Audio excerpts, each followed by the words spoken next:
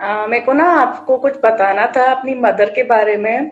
जी। Actually 2024 में मेरी mother को ना बहुत ज्यादा प्रॉब्लम हो गई थी। वो सांस नहीं ले पा रही थी। उनको सांस लेने में इतनी अस्थमैटिक बहुत गंदा वाला अटैक पड़ा था उनको। तो हॉस्पिटल में इमीडिएट मेरे फादर ने उनको एडमिट करा था। इवन हम सिर्फ दो सिस्टर है, हमारा कोई ब्रदर नहीं है। हम आगरा, मेरे फादर आगरा से बिलोंग करते हैं। ठीक, तो फादर अकेले भाग दौड़ कर रहे थे, बहुत पैनिक हो गए। हम लोग की सिचुएशन ऐसी कि घर गृहस्थी में व्यस्त है, लेकिन फिर भी कैसे करके मैं घर गई मम्मी के पास। पापा ने जिस रात हॉस्पिटल मम्मी को एडमिट करा, उस दिन दूसरे दिन मैं पहुंच गई वहां पे।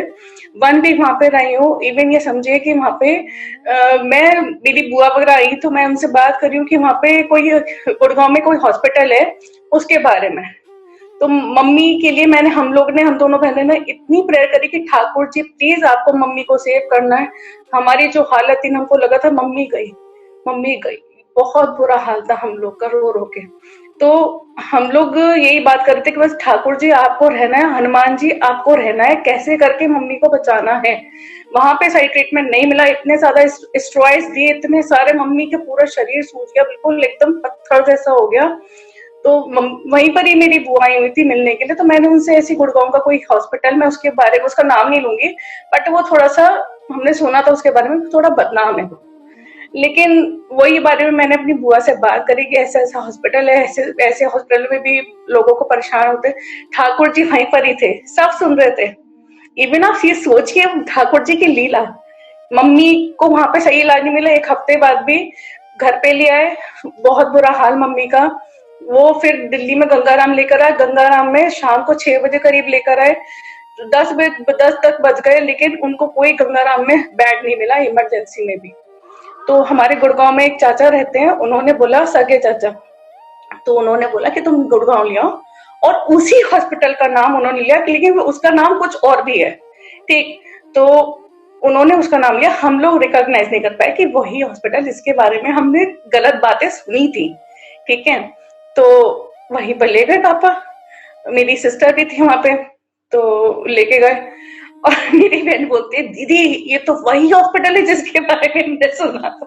हम दोनों डर गए कि भाई कुछ और ना हो जाए, क्योंकि ये सुना था कि भाई वहां पे ट्रीटमेंट अच्छे से नहीं मिलता, पेशेंट अच्छा भला जाता है, उस मर के ही निकलता है वहां से, अच्छा ट्रीटमेंट नहीं देते।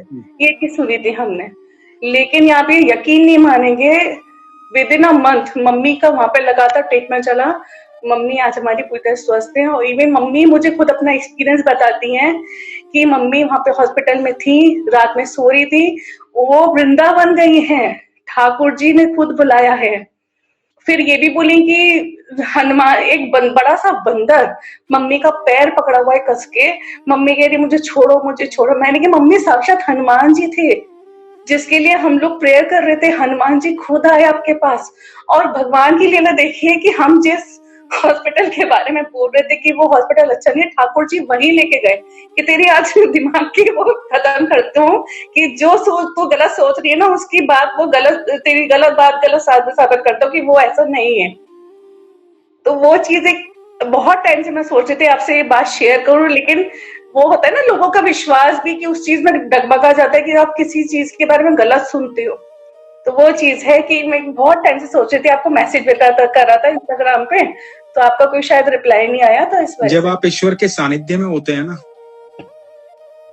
तो आप यकीन मानना सारी चीजें बदल सकती हैं।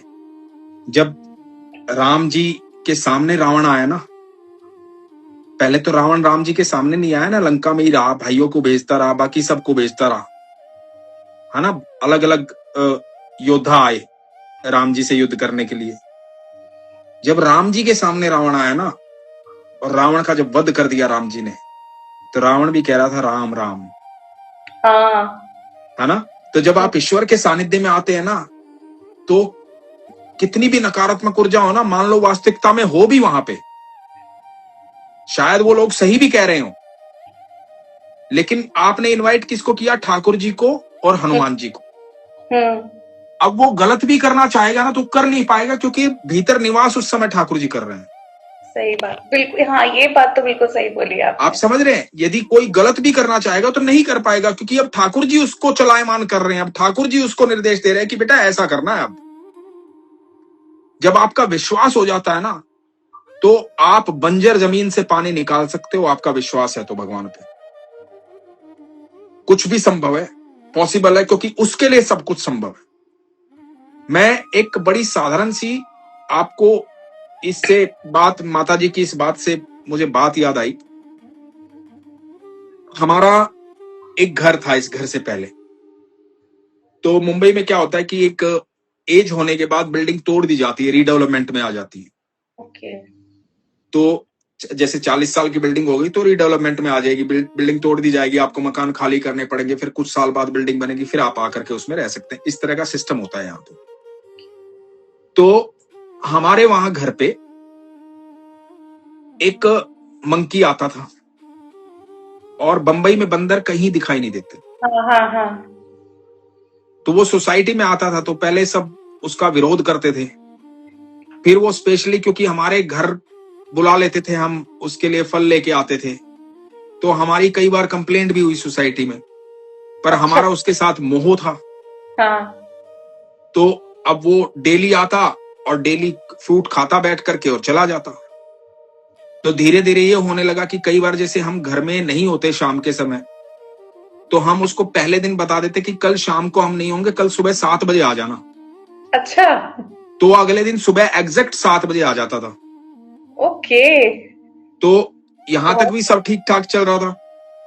तो उसके बाद सोसाइटी ने नोटिस निकाल दिया कि भाई कोई भी यदि मंकी को वो खिलाएगा तो वो गलत है। पूरी सोसाइटी की तरफ से नोटिस आ गया, और सबने कंप्लेंट भी कर दी कि भाई इनके यहाँ आता है वो। तो और यहाँ पे थोड़ा सा वो भी होते हैं लोग कि यार हमारे बच्चे को काट लिया तो कौन जिम्मेदार होगा, इस तरह की बातें हो जाती हैं। तो वो भी करेक्ट थे अपनी जगह। तो मैं छुप करके छत पे जाने लगा उससे मिलने के लिए कि तू छत पे आ जाए, यहाँ सामने मत आइयो, वहां पे मैं तेरे को केले दूंगा ला करके। तो वो छत पे आ जाता था। अब एक दिन क्या हुआ कि हमें वो घर छोड़ना था। अच्छा। तो अब जब हमें वो घर छोड़ना था तो हम उसके लिए काफी सारे केले लेके आए कि आज उसको केले खिलाएंगे और उसको बोल देंगे कि भाई अब हमें यहां से जाना है। तो हमने पहले दिन उसको बोल दिया कि कल हमें 2 बजे के आसपास निकलना है, तो तू उससे पहले आ जाइयो, शाम को मत आइयो। तो हमने उसका नाम रख रखा था हनुमान। ओके। तो हमने कहा हनुमान कल आप आ जाना, इस टाइम आ जाना, हम निकलेंगे तो आपको इस टाइम आना है हनुमान। तो अब वो चले गए। अब 2 बज गए, वो नहीं आए, और हमने केले ला करके रख रखे हैं उनके लिए। हमने थोड़ा इंतजार किया, 2:15 बज गए, 2:30 बज गए, वो नहीं आए। तो हमने केले जो है नीचे, जो मूवर्स एंड पैकर्स वाले थे उनके हाथ नीचे ट्रक में भिजवा दिए कि भाई इसको भी रख लो आप।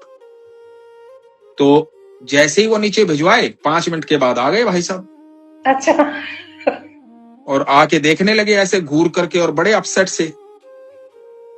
और हमने केले मंगवाए, केले खिलाए, पहले खा नहीं रहे थे, फिर हमने खिलाए, और खिलाते खिलाते मेरी वाइफ ने बोला कि हनुमान हम इस जगह पे जा रहे हैं और ये हमारे घर का एड्रेस है, तो हम वहां जाके रहेंगे, और तू यहां पर चिंता मत करना किसी चीज की, कोई बात नहीं, कुछ ना कुछ साधन हो जाएगा तेरा।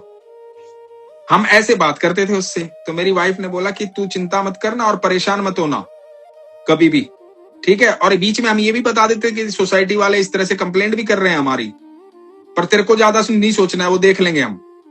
तो हम ऐसे बात करते थे उसके साथ। उसके बाद हम उस दिन केले खिला के वो चला गया, थोड़ा सा अपसेट था, थोड़ी देर बैठा, चला गया। अब हमें आकर के यहां शिफ्ट किए 3 दिन हुए थे, और 3 दिन के बाद हम क्या देखते हैं कि हमारी किचन की विंडो में भाई साहब बैठे हुए हैं, और ये घर हमारा 7 किलोमीटर दूर है। अच्छा, आप पहचान गए उनको, वही है? हाँ, वो यहाँ आके बैठे हुए हैं, और सोसाइटी वालों ने यहाँ पे बताया कि 30 साल हो गए इस सोसाइटी को, और आज तक यहाँ पे कोई मंकी कभी नहीं आया। और वो सामने बैठे हुए हैं, खिड़की पे नॉक किया उसने बकायदा। अच्छा। जबकि 7 किलोमीटर दूर है उस घर से ये घर। सिर्फ एड्रेस बोला था, कोई मैप उनके पास नहीं था, कोई उन्होंने पीछा नहीं किया। 3 दिन के बाद, आफ्टर 3 डेज, वो आए, आके उन्होंने बादाम खाए और केले खाए, उसके बाद वो कभी नहीं आए, उसके बाद वो चले गए। लेकिन वो बताने आए थे कि तुम मेरी निगरानी में हो, ये मत सोचना तुम दूर आ गए तो तुम मेरी निगाह में नहीं हो, तुम मेरी निगरानी में हो, मेरे ही सानिध्य में हो। और हनुमान जी हमारे इष्ट देव हैं। अच्छा, तो तभी आपके हाँ, तो पास। मेरी पत्नी ने सिर्फ उनको एड्रेस बताया था कि ये घर पे हम जा रहे हैं, और वो आ गए थे। तो प्रभु तो आपके मन की बात भी जानते हैं। आप जो मन में सोच रहे होते हैं ना, प्रभु आपको निमंत्रण की आवश्यकता होती है। आप निमंत्रण दीजिए ईश्वर को, ईश्वर जरूर आएंगे। आपका हृदय साफ होगा, स्वच्छ होगा, आप सरलता से भगवान को याद करेंगे तो जरूर आएंगे। क्योंकि भगवान तो कहते हैं ना कि मैं तो हर जीव के साथ हूं, मुझे याद तो कर तू। तो ये अद्भुत लीला जो आपकी मम्मी ने बताया आपको कि इस तरह से हुआ था, बिल्कुल घटित हुआ होगा निश्चित तौर पर। मम्मी कह रही थी कि मैं वृंदावन गई हूँ, सपने में कह रही है, मैं वृंदावन गई हूँ, ठाकुर जी के सामने से इतने सुंदर दर्शन हुए हैं क्या जो बात है, इतनी भीड़ में नॉर्मली नहीं होते हैं, इतनी भीड़ में नहीं क्या हो पाते। बिल्कुल पॉसिबल है, बिल्कुल पॉसिबल है। ठाकुर जी आप चाहेंगे तो वो सबको ही दर्शन दे देते हैं, इतनी भीड़ में भी मीन्स अपने भक्त को पहचान ही लेते हैं। बिल्कुल बिल्कुल, वो हमसे हमसे ज्यादा प्रेम करते हैं। तो आपका नाम क्या है? गरिमा। गरिमा जी। तो और दिल्ली से बोल रहे हैं आप या आगरा से? मैं आगरा मेरा नेटिव प्लेस है, मम्मी पापा रहते हैं, मैं दिल्ली के पास में रहती हूँ, अच्छा, एग्जैक्ट दिल्ली में नहीं, दिल्ली तो के जब पास। जब भी आपकी मम्मी से बात हो मेरा प्रणाम बोलिएगा, उनको राधे राधे मैं बोलिएगा। चाहूंगी जब भी मैं आगरा जाऊँ ना, मैं आपसे बात कराऊंगी, आप जब भी लाइव आओगे, या तो ठीक, इंस्टाग्राम पे मेरे को आप अपना या तो नंबर दे, हो सका अगर पॉसिबल हो सका तो आप मेरे को अपना नंबर दे दीजिए, मेरी आप मैसेज। मुझे इस पर मैसेज कीजिएगा इंस्टाग्राम पर, तो मैं जरूर आपको रिप्लाई करूंगा, बात भी कर लूंगा।